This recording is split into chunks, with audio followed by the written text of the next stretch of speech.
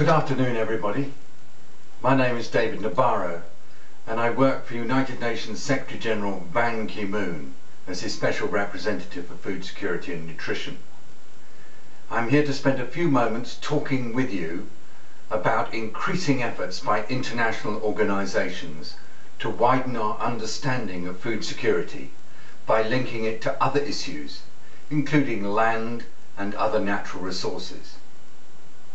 As coordinator of the United Nations Secretary General's high-level task force on the global food security crisis, I see this kind of linkage extremely important as we work to advance people-centred food systems and try to ensure that they are increasingly resilient in the current climate and ecological challenges being faced by so many communities in our world.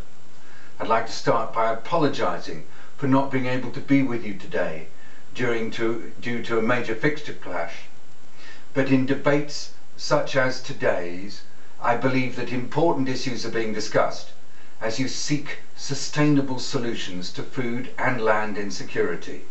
And I'm delighted that this current conference frames the land debate in its multiple linkages with ecosystem management, food security, and other relevant issues including governance at national, regional and global levels.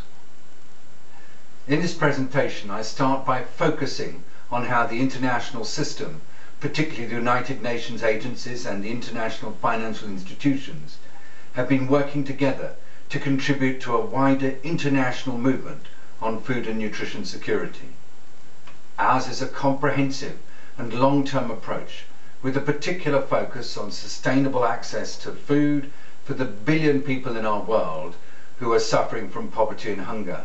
We're also particularly concerned that over 1/4 of all children under 2 are affected by chronic undernutrition, and this has long-term consequences for their health as well as for their intellectual and physical development. The land agenda has re-emerged as central to food security as small-scale producers, especially smallholder farmers, pastoralists and indigenous groups, together with women farmers from the south particularly, cannot contribute fully in response to today's food security challenges unless they have predictable access to land, including the commons and other critical natural resources. When food prices rose rapidly in the period 2007 to 2008, the UN system responded in several ways.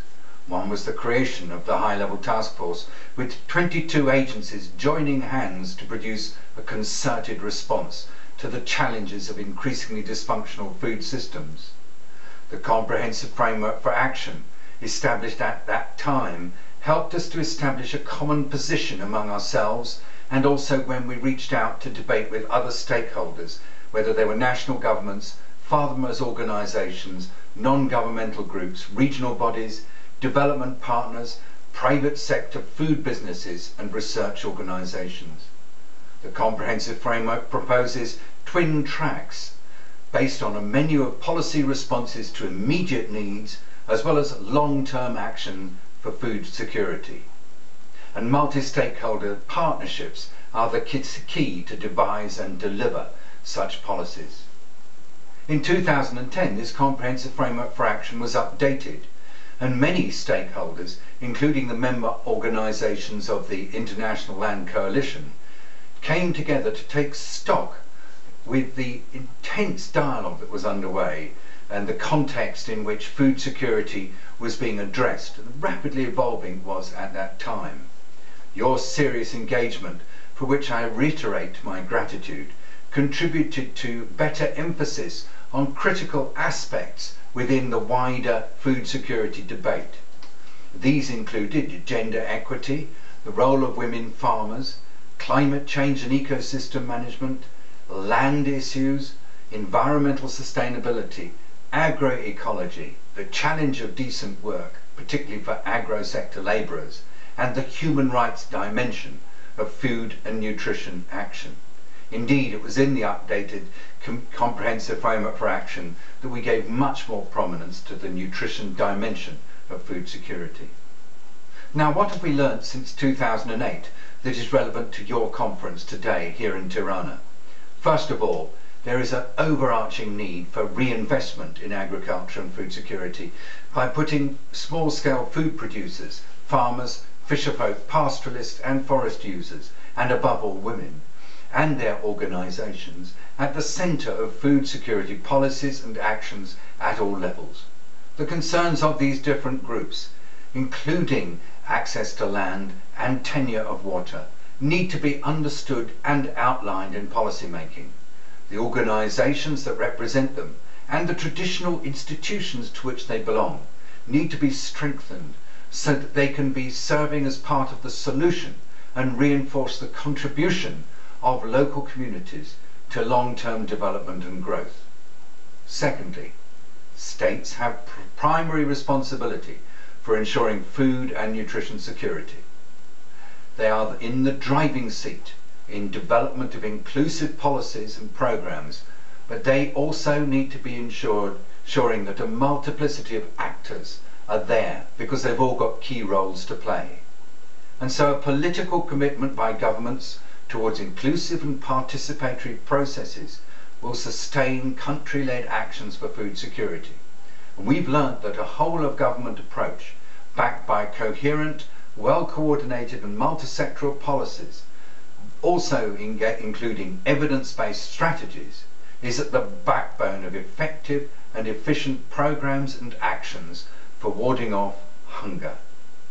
This approach is also essential for long-term livelihood resilience, and indeed alignment of development partners is key as well, because this can encourage strong national efforts investing in food and agriculture with participation of civil society at the core. Thirdly, approaches to food security and agriculture need to be comprehensive. They need to look at all dimensions of food and nutrition security: availability of food, stability of supplies, access by households to the food they need, and utilisation of that food to ensure good nutrition of individuals. Stakeholders participating in the updating of our comprehensive framework for action, including some members of the International Land Coalition, taught us that security of tenure contributes to food availability. It works as an incentive that enables farmers to mount a proper supply response and to take more risky investments in their agricultural production. It also helps them to take on agroecology and agroforestry, so helping gains in livelihoods to become more climate resilient. Access to land, including the commons, also improves accessibility to food, as the land functions as a safety net in times of crisis or when prices are particularly volatile. In addition, land security can contribute to agro-biodiversity and be used to produce the food needed for a varied and nutritious diet, thus enhancing human nutrition, contributing to better utilisation of nutrients. Indeed, long-term food security of small-scale producers must always depend on the extent to which they have tenure over their land and the way in which they are able to manage the ecosystems on which they rely, which in turn govern their access to natural resources. Fourthly, inclusive national and increasingly regional governance of food and therefore of land is important. Public-private partnerships are a potentially dynamic means to expedite implementation of well-designed food security investment plans. They help to build greater accountability of food and agriculture investments. And indeed, the voluntary guidelines and principles on responsible agricultural investment, now being developed through the Committee on Food Security, will support better governance of land and are being taken increasingly seriously by regional organisations and national governments throughout the world.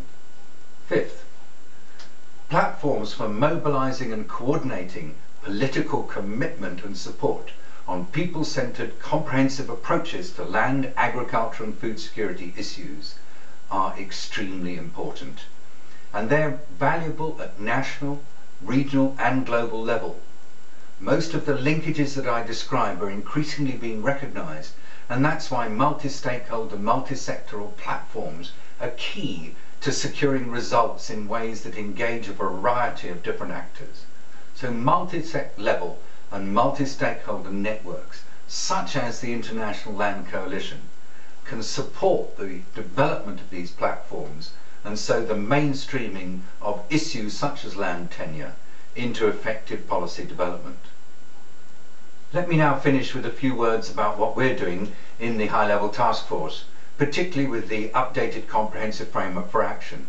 Our member agencies are working to finalise a summary version that highlights the concepts and principles of the framework, because the updated CFA is a really complicated document, and yet its principles, concepts and outcomes need to be easily grasped by different community groups and then translated into concrete actions through the efforts of a big range of stakeholders.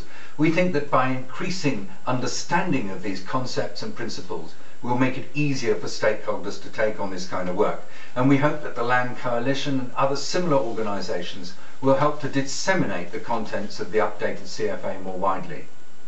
Universal access to sufficient and nutritious food in a sustainable environment is a global challenge for the whole United Nations system and a priority for our chairman, the Secretary General.